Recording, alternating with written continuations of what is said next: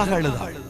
தேவனுடைய பிள்ளையே, உன்னுடைய வாழ்க்கையில் தஞ்சமென்று நினைத்த பலதும் உன் வாழ்க்கையை விட்டு தூரம் போய்விட்டதா? இன்றைக்கு உன் வாழ்க்கையில் பஞ்சத்திலும் பசியிலும் பட்டினியிலும் பல அழிவுகள் வந்ததா? பணம் இல்லாத கஷ்டத்தினாலும் குடும்பத்தில் பல நஷ்டங்கள் வந்துவிட்டதா? தேவனுடைய பிள்ளையே, உன்னுடைய வாழ்க்கையில் எவ்வளவோ மலை போல நம்பிய ஆண்டாண்டுகளுக்காக என் பிராணன் எடுபடும் காலம் வரைக்காக என்று நம்பியதெல்லாம் உன் வாழ்க்கையை விட்டு தூரமாய் போய்விட்டதா?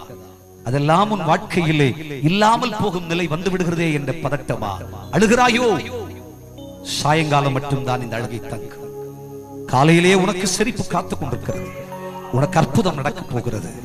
ஐயா, இப்படி தன் வாழ்க்கையில் அழுது புலம்பி கதறி கண்ணீர் வடிச்சு இருதயமெல்லாம் நொறுங்கி சின்ன பின்னமாகி தன் வாழ்க்கையில நான் ஏன் சாகணும், என் பிள்ளை உயிரோடு இல்லாவிட்டால் எனக்கு என்ன வாழ்க்கை என்றெல்லாம் விரக்திய பேசிக்கிட்டு இருக்கிற இந்த ஆகாருக்காக தன்னுடைய சாயங்காலம் முடிந்து இருளின் இரவு முடிந்து விடியற்காலம் உதித்தது.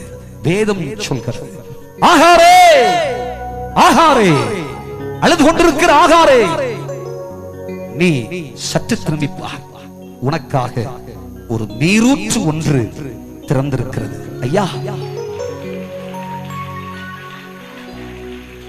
நான் இங்கேதான் தங்கி இருந்தேன், இங்கத்தாயா இவ்வளவு மணி நேரம் இருந்தேன். ஆனால் இந்த ஊற்றுக்கண்ணை என் கண் பார்க்கவில்லை. என் பிள்ளையும் இங்குதான் இருந்தான், அந்த பிள்ளையும் அதை பார்க்கல. எத்தனை ஆயிரம் பேர் வழியா நடந்து போனார்கள், யார் கண்ணுக்கும் இந்த ஊற்றுக்கண்ணு தெரியலையே. தெய்வ பிள்ளையே, எத்தனை பேர் இந்த உலகத்தில் இருந்தாலும் அவர்கள் எல்லாருடைய கண்ணையும் மறைச்சு உன் கண்ணையும் மறைச்சு தெய்வ பிள்ளையே, உனக்காக தேவன் ஆயத்தம் பண்ணி இருப்பதை ஒரு கண் காணவும் இல்லை, ஒரு காது கேட்கவும் இல்லை.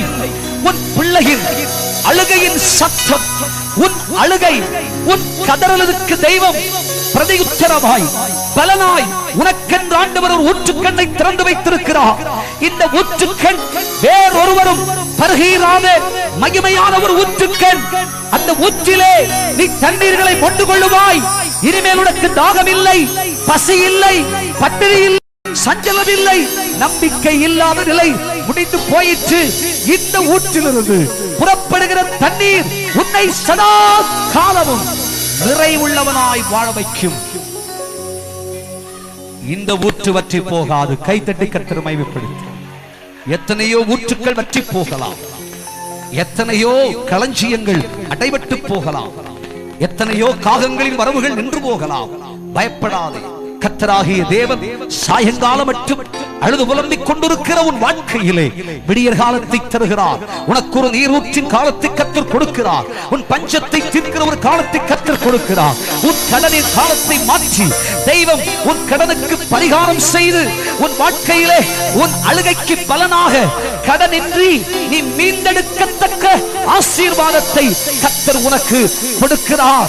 நம்பிக்கையோட கை தட்டி கர்த்தரை மகிமைப்படுத்து.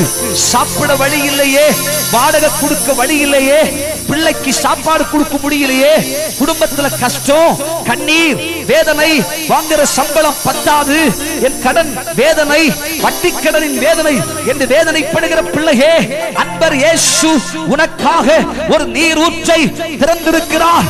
அது வற்றாத நீரூற்று, அது வற்றாத நீரூற்று, நீர் பாய்ச்சலான தோட்டம், தேவனுடைய மகிமையின் தோட்டம். அது நீரூற்றை யாரும் அடக்க முடியாது. அது தெய்வம் உனக்காக திறந்திருக்கிறார். நீ அதிலே தண்ணீர் கொண்டு கொள்ள உன் வாழ்க்கையிலே களிப்பு உண்டாகும். கைகளை தட்டி கர்த்தரை மகிமைப்படுத்து. அழுகையின் பலன் நீரூற்றின் மகிழ்ச்சி.